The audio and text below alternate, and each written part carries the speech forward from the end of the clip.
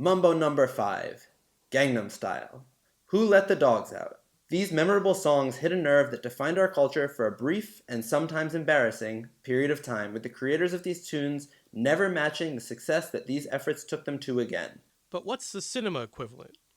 Well, today and throughout the rest of the series on Cult Movie Cult, we'll be digging into the directors who had a similar career trajectory.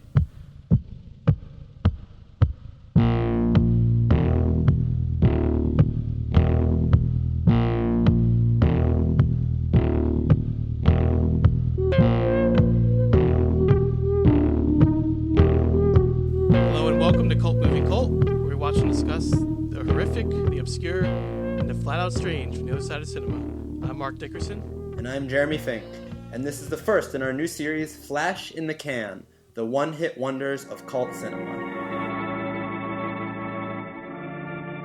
Good luck, Mary. Stop by and see us the next time you're in.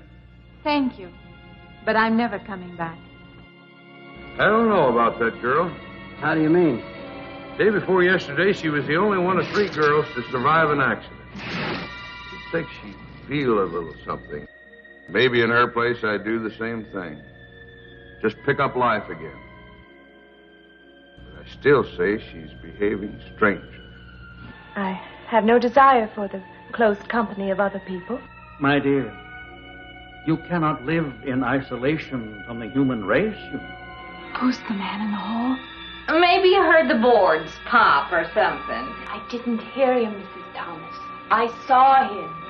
There's nobody there. He's been following me, that's all there is to it. That old pavilion out by the lake. Somehow you associate it with all this, don't you? There was someone else there. That strange man was there. Hysteria won't solve anything. Now control yourself. You think I imagined all of it, don't you? You think I'm insane? I didn't say that. I don't mean that. That's just what I need. Get mixed up with some girls off a rocker. I don't want to be left alone! All right, so before we get into our film today, which is Carnival of Souls from 1962, which I'm very excited to talk about, we just want to kind of check in. We haven't done one of these series in a while. We haven't recorded in a bit since our previous series. So just wanted to check in with you, Jeremy. And I know you actually just got done filming a short film that you raised some money for. How'd that go? You said it went pretty well? Yeah, so I did a Kickstarter campaign for a short film I wrote called Exposures, about a paparazzi photographer having a secret backdoor meeting with a reality TV star. And we just shot it this past weekend. It was definitely a pretty big jump for me. I'm coming from doing super micro budget stuff, and we still didn't have an insane budget for this. It wasn't Hollywood level or anything, but it was definitely a bigger project, and it was a really cool learning experience. And it was exciting because I realized how much the films that we've talked about in this series have influenced me as a director. Yeah, that's interesting. Yeah, it was really cool just being on set. I'd find myself thinking, oh, this is, a Big Lebowski moment, or this is a Primer moment, or something like that. And right. just kind of digging in and thinking back to, we've talked some of those early Peter Jackson films, going all the way back to our first series. So yeah, definitely a good, big learning experience, but happy to be here. These movies do stick with you, so. Yeah, they do stick. They're definitely some, they get in your head, and that's why they're cult movies, though, is they persist, they abide, as we say. They do abide, yes. They do abide. The films abide. But happy to be back here today and talking about Carnival of Souls. Yeah, I'm excited to get back into it too. I mean, I've been doing the dad thing for the most part, which has been super crazy and busy in its own right. But, I actually haven't had any time to watch anything, let alone cult films. So I was super excited to get back into this. And when I watched this movie, I just got really excited to talk about it and delve into it again. So I'm excited to be back. And, we always take little breaks in between series, but that was particularly longer one, just because we both had a lot of stuff going on. But, I feel like it's good to get back into it. So we're both happy to be doing that. And let's start it today by talking about Carnival of Souls, which so there was, to go a little behind the scenes here, we had a lot to choose from. When we came up with this series idea, One Hit Wonders, we thought it was such a good idea that we just kept coming up with movie titles. We're like, oh, this and this and this. And we came up with a bunch of movies that did not make the cut. I felt like we had to be a little strict with this one because, it's hard to say sometimes. It's like, a movie could be a hit in a certain sense, but maybe it's a mainstream hit. You know, maybe it's not a cult movie. Yeah. Like maybe not purely a cult film. So I tried to go for films that really fit that role and were also successful, and that the director or creator did not go on to do much else. If they did do anything else, nothing that that matched the It totally impact took off. that this particular film had. So I think the list we came up with is a good one, and I think all of them make sense. So, and I think the other movies we came up with we're probably going to save for future series, like different ideas that we had. So we were able to narrow it down to, I believe, 5 films for this. And the first one, so we wanted to go chronologically again for this one. We just felt it made sense. So Carnival of Souls was 1962. And Jeremy, since you're better at this than I am, do you want to go into a little bit of what the plot is? Yeah, let's talk plot. So this movie, like a lot of movies we talk about on this podcast, the plot is not the most important feature of the movie. It kind of jumps around a little bit. It's a very immersive film. But to give a rough background, so it starts out in Kansas with a character by the name of Mary Henry riding along in a car as they're drag racing with two other young women and a couple men. And they're speeding across a bridge, and they go flying off. The car plunges into the river. The police are looking for the car for a while, not finding anything. And then eventually they find it, or they don't find the car, rather. Mary surfaces. She just walks up kind of out of the water and can't remember like, how hey, she... guys, what's up? Yeah, like, hey, what's going on? But she can't remember how she survived. They're not seeing any of the other people. Then, as if, not really even that affected by the incident, Mary moves to Salt Lake City, Utah, where she is hired as a church organist, but doesn't seem to be particularly religious. She kind of just views it as a paid gig. And when arriving there, things start to get kind of weird for Mary. She starts seeing this man who pops up out of nowhere, who is actually, I don't know what we're going to call his character. I think we just call him the creepy man for our purposes. Yeah. Well, I guess the word ghoul comes to mind. Ghoul, yeah. Apparently that is a word that is used a lot with this film. Yeah. But I don't know if he's like the ghoul. Let's or see just if we can a ghoul. get some IMDb, see what he's credited as. Yeah, let's see what he. Yeah. But he was actually played the ghoul or the creepy man. I'm not even seeing a credit for him. He must have, because he was actually played by the director of this film, Herc Harvey. Yeah, so he's actually credited as the man. So we were right on the money. She starts seeing this man. He starts popping up. Kind of haunting her a little bit. He has these dark eyes and this really pale face, but he'll only show up for a few seconds and then disappear. As I mentioned, he's played by Herc Harvey, the director, who's a really interesting dude who we'll get into in a minute. And then our character Mary discovers this abandoned carnival. She kind of seems drawn to it and keeps exploring. She also has this incident where she's walking around and no one seems to hear her or see her or acknowledge her. So it starts to kind of delve into this state of pure madness and confusion, but not in a way where the movie is confusing somehow, which I guess is a good first talking point. Did you feel lost at any point during this movie, Mark? I actually did not, because it's such a simple story and premise. It's very ethereal, and it's very hallucinatory, and all these kind of trippy images and things are going on, but the story itself is extremely simple. Basically, well, as you mentioned, the beginning of the film. So the opening, it opens somewhat abruptly, actually. Very abruptly. It just really gets right in there. You go right into like a 2-shot of people driving in the middle of a piece of dialogue. I was watching it, I thought I missed something. I rewound it twice. I was like, wait, what's going on? But so yeah, it starts off with a good old fashioned drag race, which you see sometimes in movies. You don't really see them too much anymore. But so it starts off with this drag race, and there's the accident. They go in the water, and from there, once she emerges from the water, the main actress, her character's name is Mary. Once she emerges, the rest of the film is her trying to just go about her regular life and sort of deal with what happened, but not really. I mean, the thing that I noticed, I don't know if this was an acting thing or what, but it seems like her character was not really that disturbed by what happened. I mean, no. I guess it's because she is trying to push it down so much, but it almost seems like she's very carefree and just kind of doing her thing and getting a job at the church and hanging out with this weird creepy dude who lives across the hall from her, and Mm-hmm. she's kind of just having a good old time. So I don't Yeah. know if that's like a character thing, like that's supposed to be her suppressing the traumatic event, or if it's just like how they played it. But anyway, Well, it's interesting, and so this movie, it's and once again, we always recommend you watch the movies ahead of time, because yeah, sometimes because there'd be talking about spoilers. spoilers, but also just talking about a movie is never as good as seeing the movie.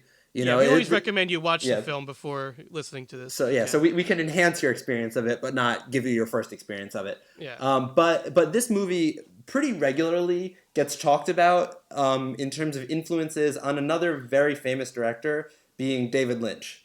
You can totally see it too. You can see it. It's pretty clear that he saw this movie at some point in his formative filmmaking years and just totally devoured it. But what's interesting is, in talking about Mary and how she's kind of going about her life and how all of the other characters exist in this film, I was looking for it this morning, but I couldn't find the exact quote. But there's this really, really great essay that David Foster Wallace wrote about David Lynch in part of his collection in a book called A Supposedly Fun Thing I'll Never Do Again. The essay is called David Lynch Keeps His Head, which I highly, highly recommend for any David Lynch or David Foster Wallace fans. I should read that. Yeah, really terrific essay where basically he was allowed on set while they were making Lost Highway. And but I remember this quote always stuck with me, and I wish I could find it. I might try to find it later, and we can post it online or something.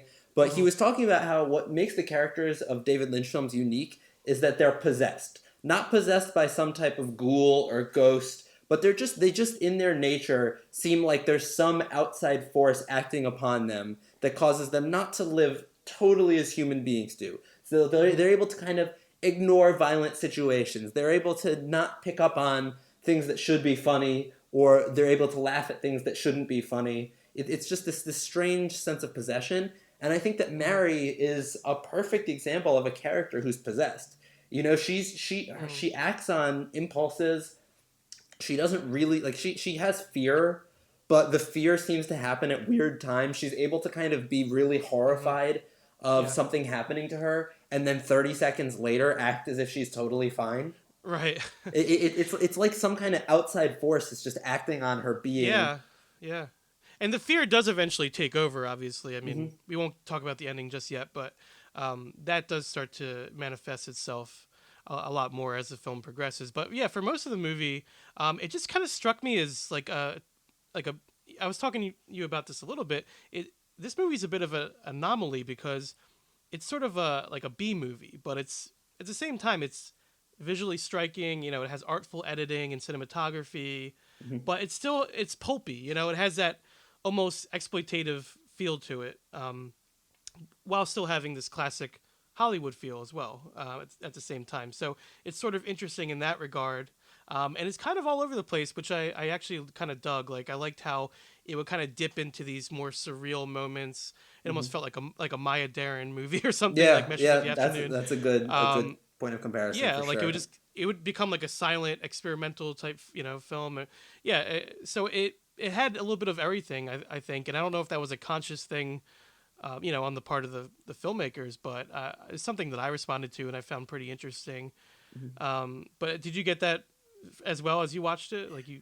Yeah, it kind of bounced around a little bit in terms of tone, but it all felt like part of the same movie, which I think is a real accomplishment, actually. I think that, and I've probably talked about this before, at least in my personal experience making films, that tone is probably the hardest thing to do. Yeah. Because especially in even little things, like, you're shooting on one day and there's a certain mood with your actors and what you're doing with the camera, and then you shoot another day and all of a sudden there's a little bit different of a mood because the weather's a little different, or you're tired or you're not tired. So tone is always a really, really challenging thing to do. And I think that this movie, in terms of being a tone poem, is really interesting because it is all about tone. Like this whole movie revolves around a feeling of, like, a certain feeling. It's not like the plot doesn't really matter that much. The honestly, like the characters don't even really matter that much. Like, our main character isn't a particularly unique woman. Like, she's kind of flat. She's basically either scared or she's like just trying to live a very banal, I'm a working class person existence. And a lot of the characters around here are relatively flat. But And a lot of the dialogue's a little, I would say a little corny, and I mean that's where I got the B movie feel, mostly like the Yeah. acting and how things are presented. But like you said, Jeremy, it is very difficult to have a tone, a consistent tone, and this movie definitely does have that with everything that is going on. And I think that's really, I think that's what makes it stand out. That and those surreal, dreamlike images that we touched on, I think a lot of those are actually pretty creepy, even by today's standards. Even maybe more so because it is just like someone in white makeup that's staring at the camera, but that's pretty creepy. If you just kind of Yeah. cut that into a movie, it can be used very effectively. Yeah. Um, It called to mind for me almost a little bit in The Exorcist. okay. There's this one moment where the demon, you kind of see the demon for a second, and the demon looks a lot like the man in this movie, and it's kind of like presented in a similar way. Also, like I don't know, what I love about this movie is you can really see its DNA all over horror cinema. Like Well, since then, it really it's funny you say that because I was just about to mention that apparently George Romero noted that this film was the inspiration for A Night of the Living Dead. Yeah. And when I read that, I was like, oh, totally. Like, yeah. I definitely understand that. Like those, sinister looking white faced people walking slowly. It all adds up to okay, that makes sense that he would make that from this idea. Yeah. It's interesting with this movie too, I think, because we talk about these other movies, and this movie over time, to give a little bit of background, it has become a cult hit, for lack of a better term. But when it came out, it wasn't really, like a lot of the cult movies we talk about, Right. it wasn't really viewed as anything big. It kind of, years later, I think in the 1980s, kind of started picking up a festival following. It started getting screened a little bit. Well, they also sort of re-released it in a way because they found the original negatives and they remastered it in a certain way. Put out a director's cut that's 4 minutes longer. Right. So so that put it more in people's consciousness again, I would say. But yeah, after that, it kind of the Criterion Collection did a release of it. It kind of took off from there, and it became, way after the fact, it became a cult film, which is pretty cool. Yeah. But deservedly so, because I think it has a lot of memorable aspects to it. Oh, absolutely. So far, yeah. Yeah, I mean, some of these scenes are truly horrifying. Like this is sometimes, at least in my experience, we'll watch you'll watch an older horror movie that everyone says, oh, it's so scary, and then you watch it and it kind of feels a little dated and not really actually scary. But some of these scenes, like I wouldn't want to be sitting alone at night watching some of these scenes. It feels almost modern in its sensibilities in that way. Yeah, and an interesting thing, and so since this is a one-hit wonder film, we need to talk about, and I think I think we would like to spend a lot of time on this particular episode talking about, is kind of the director and the production of this film and kind of his career path. I think what's kind of going to kind of be unique about this particular series is that, yes, we are going to talk about the films, we're going to dive into them, but we're also talking about the nature of filmmaking a little bit, because to be a one-hit wonder, that means that something had to line up that never lined up again. So the individuals in this particular series are going to be really valuable for us to discuss. So the director of this film is a guy named Herc Harvey. Great name. Great name. Awesome name. I don't think that was his real name. What did you say it was? His real name is like... it's like... hold on. Arthur or... It's Harold Arnold. Harold Arnold Harvey. Yes. But yeah, so our good old friend Herc, he was bouncing around for years and years and years, mostly doing industrial and educational films, which is a really interesting training. I would today kind of think of it almost like a director who spends their time doing a bunch of branded content, and that's how they learn to make movies. But the difference being that then there wasn't really the opportunity like there is now. You couldn't just pick up an iPhone and just go make short films. I don't really think he was doing much work in the way of fictional narrative filmmaking. He was mostly just doing stuff about tractor trailers and he went back to it later. He went back to it later in his career. There's a film. It's like Danger is.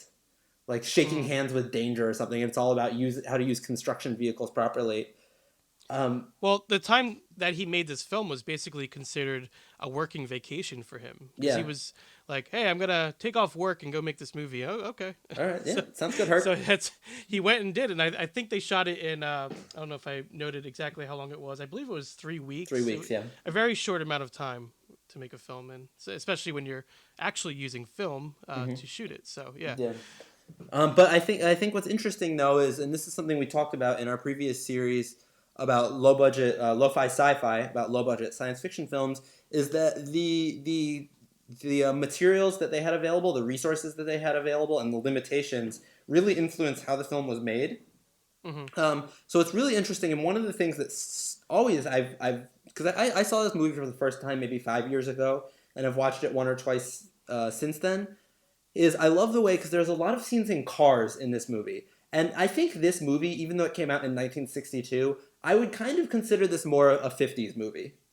I think Feels like it feels yeah. like but what feels so different about this movie It for has that Betty me, Crocker feel. yeah, in it the has the beginning Betty especially. Crocker feel, the way the characters speak, the types of characters we're seeing on screen. It feels a lot more 50s, but what makes it, for me, feel so fresh and so different than all those other movies is the cinematography. Just such a big part of it, because it's black and white, but it feels like there was just some really punchy, almost like Jean-Luc Godard-esque new wave kind of things going on. Definitely. That maybe he was looking at Breathless, and maybe he was looking at Jules and Jim, but realistically, to me, one note I read is that he was used to shooting on I believe Ariflex cameras, and he those were, at the time, they weren't really used as movie cameras. They were used mostly for the instructional videos that he was doing, and educational videos. But what that allowed him to do is, because they couldn't afford rear screen projection, is whenever they were shooting in a car, they would put the camera inside the car. And that's something that today, think about a car scene today where you wouldn't see a handheld camera inside a car, or a mounted camera inside a real moving car. You know what I mean? Like, unless Right. it's done with green screen. But like, you think about, even the really famous scene at the beginning of Pulp Fiction, where the Travolta character and the Samuel L. Jackson character, the Royale with cheese scene that is so Right. well known, and that's the camera getting right up inside of a car that is actually moving, and it just has this rugged kind of on the road fun feel to it, and that's something that Herc Harvey and his cinematographer Maurice Prather were able to accomplish in this film that was years ahead of its time. Definitely. Yeah, when I say that there are certain modern sensibilities going on, I feel like, even though it feels like it's from the 50s, it also feels more modern than that. Like, almost like I would even go as far as to say like late 70s. Yeah. Yeah, kind of feel to it. Like Especially Don't Look Now or something. Yeah, something. That's exactly the movie I was thinking of, to be honest. So yeah, it has that feel. And when I said it was simplistic, I guess because this movie also has a bit of a Twilight Zone feel to me. Very And Twilight Zone. I actually learned why that is, because apparently it was partly inspired by a Twilight Zone episode called The Hitchhiker. Yeah, which yeah, I yeah. I've had seen not it. seen. But Yeah. so that was, like, I guess one of the inspirations of this film. The other inspiration is that when the director Herc Harvey was driving by an abandoned, it's actually called the Saltaire Pavilion, which is essentially like an amusement park. It's in Utah, and he was driving by it, and the image of this abandoned place just struck something in him, and he got the idea for this movie pretty much from that. And then he worked on it with the writer, the one who ended up writing the film.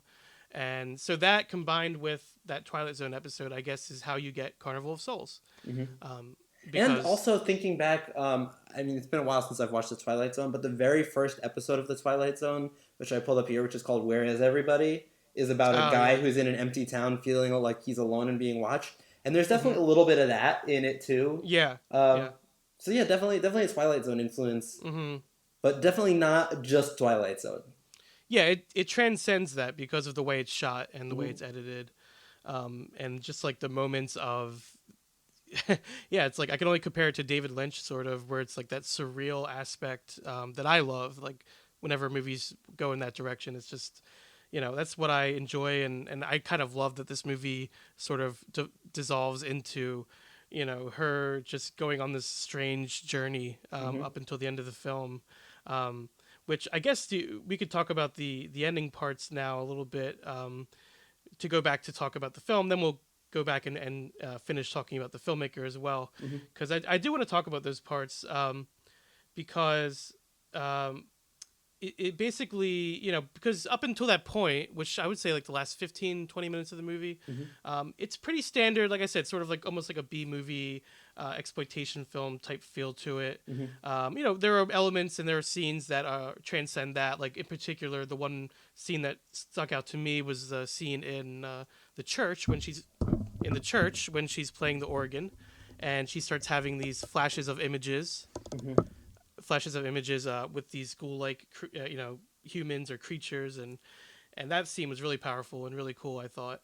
But then, most of the film is mostly dialogue and things like that. So when it kind of gets to that point where the main character is kind of going off on her own and she's becoming more and more disconnected with the people around her and the world that she's in, and that's when it really, for me, I was like, okay, I'm really, really digging this now.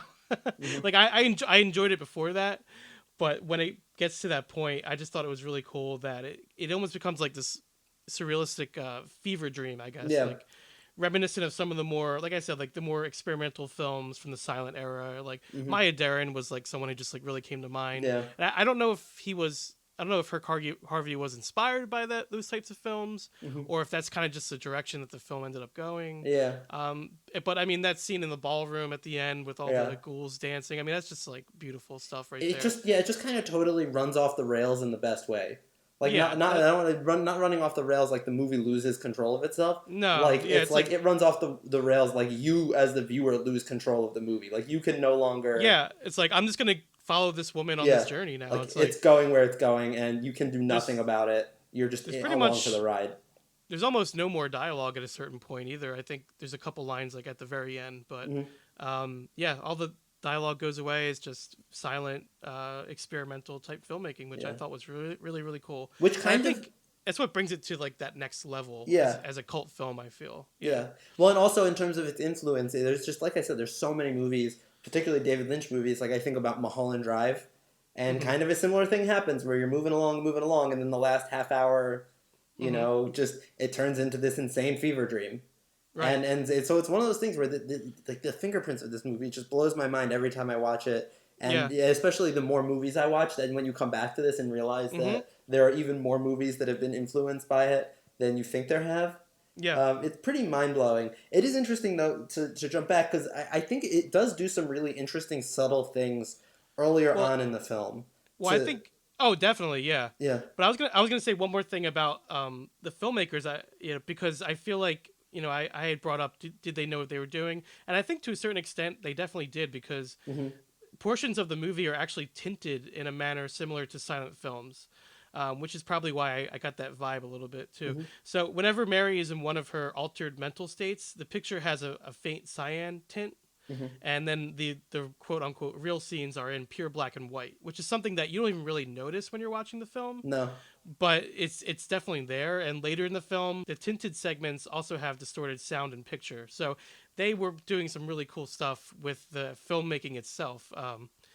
But sorry, I didn't want to jump on what you were about to say. Well, no, building off of that, even like, because it's cool, because so much of what gets talked about with this movie is the big ending scene, which naturally, because it's pure insanity in the best way. But there's also stuff earlier on in the film, like there's a scene where I believe it's the priest character is telling Mary where to find her room, and they're outside, and he just points to his right, and the camera whip pans left, and it just whip pans to black, and then when it lands, we're already just in the room. It's like a really weird transition. There's another one where the priest is just outside watering some flowers, and Mary is just sitting inside the church just staring at something, and the priest just gets this funny look on his face and just goes inside and just starts asking her about what she's staring at. And so there's some like really subtle little weird things going on that you don't really notice are weird, and that's why. And I'm gonna sound like a broken record, but it's kind of like that David Lynch possessed thing, where it's like when you're watching it, you don't really question it. Like it doesn't seem that weird because they create the tone of it. But when you really start to think about like why did he just go into that church? Like what caused him, and why are we just seeing him clipping some flowers? You know what I mean? Like he's just standing around, and we're on that shot for like 5 seconds, and then this priest just pops up, gets like a look on his face like he's heard something. But all that's happening is she's sitting in pure silence, just staring at a wall. Like some very weird things that you don't question while you're moving through it, but then they're really just setting you up to accept. Because a movie like this, I think probably the biggest challenge for a director is getting people to believe it, getting people to lean into it, accept the suspend their disbelief, accept the verisimilitude, and it's just like there's just some super super subtle, and that's why I almost really like the opening of the movie, how it just opens in a hard way like that. And I remember the first time I saw this film was actually in a theater.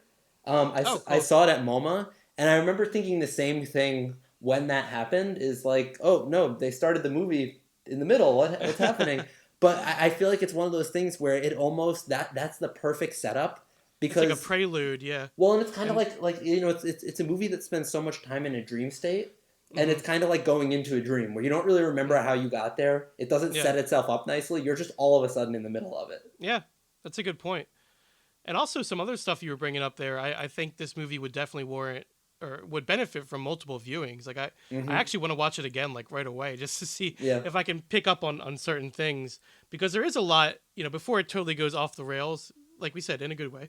But before that happens, there is a lot of subtlety and a lot of really cool camera movements, and I guess camera tricks, some of them you call, the way that things are shot, and the editing is great throughout. And yeah, I mean, the movie as a whole, and it's very short as well, which is to its benefit, I think, because and that also adds to that Twilight Zone feel, where it's kind of like you're in and out, you know, you come in, there's a weird situation, and you leave with more questions than you had at the beginning. So it's really cool. And I think anyone who is a David Lynch fan or into like that kind of, or Jordan Peele for kind of newer, or Jordan Peele. There's definitely, I am willing to put hard cash on it that Jordan Peele is a fan of this movie. Oh, I'm sure, yeah. But just like if you're interested in the subconscious at all, I think you should really check out this film. And like we said, it's also kind of creepy in parts. It's a little scary. Oh, it's definitely scary. And I'm not someone who gets scared from watching movies, but it's there's some general creepiness going on. Like I actually made the sound like like a couple of times, like man. Like when something would pop up. Like, well, it's also it's nice too, because now we see so many horror films, because at this time horror kind of meant something different. Like there wasn't as much of this kind of psychological and like possessive ghosty horror going on. A lot of the horror films up to this point, it's focused a lot more on alien horror, monster horror. Like it was kind of more of like a clear and present danger. And this is kind of one of the earlier films to psychological. Yeah, psychological, maybe a little bit what's the word I'm looking for? Kind of like supernatural a little bit. And so it's one of those things where the way they deal with scares, like we're used to seeing movies about ghosts now all the time. And they still rely very heavily on, I don't want to say jump scares, but they do a lot of jump scares, but it's also kind of like trying to make you feel uneasy by jolting you. And this movie doesn't really do that, because they'll put, like, for example, there's a great scene when we see one of the times when we see the man, and which is kind of like the last time before we really dive into madness that things kind of make sense, is she's sitting in this therapist's office, who is a very weird character. She meets this therapist. And so she just happens to meet a therapist when she's having... I'm a doctor, follow me. Yeah, like she's having a breakdown and his office just happens to be right there, which just adds to how surreal it is. Like it's like things just line up. Like he might not even be a doctor, but it just exactly. But in that moment something possesses him to pretend to be a doctor. But there's this great moment where she's just sitting there expressing all of her horrified feelings to this dude. And you see that his chair is turned around the other way, and you know that it's not him sitting in the chair. Yeah, like but they just let you sit there for like a minute and a half, and you're just waiting for this jump scare, like this huge jump scare, and then he just turns around slowly, and you're just sitting there, and then you cut away from it. Well, these people, like, or these ghouls, whatever they are, they just stare into your soul. Like, some of these shots, they just, I love that they just linger on these people's faces. Yeah. It Follows. Have you seen It Follows, Mark? I have seen It Follows, yeah. That definitely, Yeah. Yeah, I mean, you can see influences all over the place. Like, I feel like this is a very influential cult film. But I was going to say about, like, the scene that I brought up before where she's playing the organ in the church and having these visions, and actually cuts to the ballroom scene, which we see later. Yeah. But it has the ballroom scene, and one of the ghouls he leaves the ballroom and comes towards the camera, Mm-hmm. and then he comes very close to the viewer and puts his arms out, and the next shot is these hands grabbing the main actress's hands as she's playing the organ. So, and something like that is like just really jarring and really cool. Yeah. It's just like it's something that you could go for just like a cheap jump scare, but the fact that they build up to it like that and they kind of linger on this person and it still has that impact. I mean, that's really something there. Yeah, it's interesting because that was a moment I noted as well. That kind of I noted in the same vein as that whip pan we were talking about before, and kind of thinking about it now. I think one of the things that makes this movie work is that you never really feel a cut the whole movie.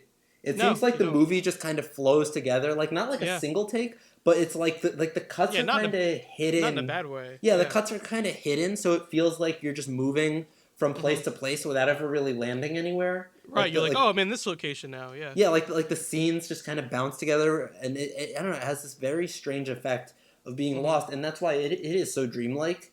And it feels like be it Herc Harvey or the editor or the cinematographer or all of them, or the actress, her name being Candice Hilgos, who she's so good in this movie. I don't know how she didn't do Never a lot really more. Went on to anything else. Yeah, well, she apparently was also. Her agent refused to represent her after this film came out. After seeing this film, she was also a one-hit wonder, I guess. But yeah, I think that's like whoever was making this movie was really thinking about the nature of dreams, more so than a lot of other movies that are dreamlike, for lack of a better term. It feels more dreamlike than a lot of films that try to do that. Yeah, it's just all kind of like one, just flowy, pulsating, weird, just spot just to be lost in for 80 minutes, and then you kind of wake up at the end.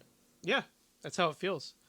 And to kind of wrap up our discussion on it, as you touched on, Jeremy, the film, when it came out when it was released to theaters in 1962, it was a failure. So it was, did not do well at the box office.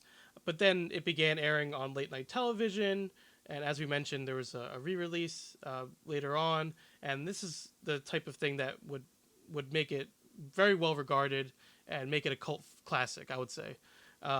And it's a film that not only anyone should check out, but any filmmaker, anyone interested in film in any way, I think you can get a lot from this movie. Yep. And there was a remake as well, which I learned after I watched this because it popped up on the screen. It's from 1988, and there was some involvement from Wes Craven. I believe he was a producer on it. I just skipped through it just because more out of morbid curiosity than anything. Wasn't really expecting anything. Especially after I just watched this film, I'm like, there's no way they're going to match what they just did. So it seems like they go for more of like a Jacob's Ladder type thing, where there's like these grotesque creatures and monsters showing up in the characters' hallucinations. But the actual plot of the film is completely different. There's only slight homages to the original, to the point where it doesn't even feel like a remake. It's kind of like they took the title and some of the main elements. So suffice it to say, it's not nearly the classic the original is, but if you want to see Larry Miller dressed as a clown, this remake has you covered. One interesting aspect of this, though, I did want to mention. So Sidney Berger, the actor from Carnival of Souls, who plays John, who is I guess the love interest in this film, although he's kind of just comes off as like a creep to me. Yeah. But anyway, it's complicated. It's a complicated relationship. Yeah. So he's in this film, the film we're talking about from 1962, and he is in the remake from 1988, and those are the only two movies he's ever acted in. Carnival of Souls, that's really interesting. So he just has a cameo role as a police officer. Well, apparently at the end, they asked Candice Hilgos, the lead from Carnival of Souls, to be in the remake, and she turned it down. She was not into this remake. She was not into the idea. I was reading a quote from her where she was just, talking about how dissatisfied she was with it. Yeah. Apparently, also, there's another, an unofficial remake that came out in 2008 under the title Yella, directed by Christian Petzold, who... Mark, have you ever seen any Christian Petzold movies? No, I don't believe so. So I believe he's a German director. He did this movie a few years ago called Phoenix, which is honestly probably one of my top 20 favorite movies of all time. Really, really good. So I'm curious. I'm definitely going to go in and watch this movie now. Because his aesthetic is just totally wacky and mind-bending. I think this is the kind of idea you can take and you can use it in different ways. And if we have any filmmakers listening, this is a public domain film. So It is a public domain film. take the ideas and bend them in all the ways you would like, because it's Yeah. out there and it's for you. So it's easy to find, and Yeah. take the ideas and make your own thing. Show your friends and let us know what you think. I think the important thing, like you said, Jeremy, is the tone. You just want to keep that consistent tone, and try to do something cool with it. And I think that's what this film does. And Herc Harvey, just to wrap it up on him. So when he shot this film, it was a very small crew, only consisted of 5 other people besides himself. So this had to be somewhat of a labor of love for him. He took some time away from work, and he made this movie pretty quickly. And when he finished the film, I guess because it wasn't a success, he went back to his original job of making industrial and training films. And he traveled to South America, I guess, to do that. And so he received his royalty checks, and the check bounced, apparently. and the distribution company folded in 1964. And that was pretty much the end of his film career, although he did continue to make these industrial training films for the rest of his life. And he's actually quite proud of these films and is somewhat annoyed that he's only known for his one feature film, Carnival of Souls, which is a little mind-boggling to me. Yeah. But I guess he's very proud of his training films, and that's good for him. They're pretty. I started watching one, the one I mentioned earlier, called Shaking Hands with Danger. Oh, okay, yeah. I watched it. It's definitely not your stereotypical training film. I'll give him that. There's some artful shots and editing in that. Yeah, there's a nice little bird's eye view angle from on top of a tractor, looking down at a guy who's about to get hurt by the tractor. And it's pretty. I don't know. It's pretty. I could actually see why he might want more people to know about those. But alas, this is the film that we will all remember, and we will all cherish this film. So I mean, it would have been great if he did get another chance to make more of these types of films, because I would have loved to really dive into his filmography after seeing this one.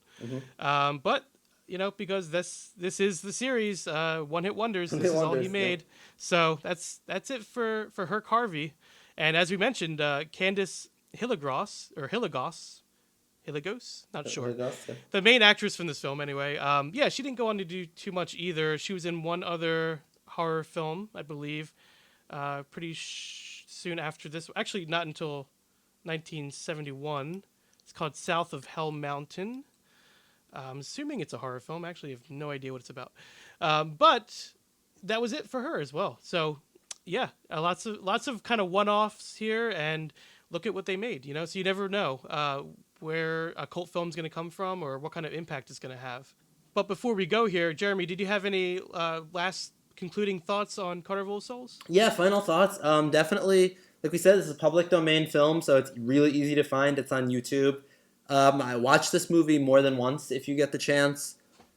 Just try to absorb it. It's a really kind of unique, one-of-a-kind piece of work that is important. It's important to talk about, because directors like Herc Harvey, if we don't kick their names around, even though he only had this one film, they can get forgotten. So it's important. It's important to just keep this kind of film and films like it in the zeitgeist, and let people know. If you like this movie, tell people about it, share it. Yeah, it's a great singular film that warrants watching it over and over again, and is very influential. So definitely a cult film, and one that I'm glad I got to see for the first time, because I had not seen this film before. So that's going to wrap it up for today. I want to thank you for listening to Cult Movie Cult. You can find us on iTunes, Podbean, and Spotify, as well as on Twitter, Instagram, and Facebook. If you have any cult films you'd like to hear us discuss on the show, or if you'd like to officially join the cult and be a guest on the show, please feel free to reach out to us at cultmoviecult@gmail.com. This has been Cult Movie Cult, and until next time, so long from the other side.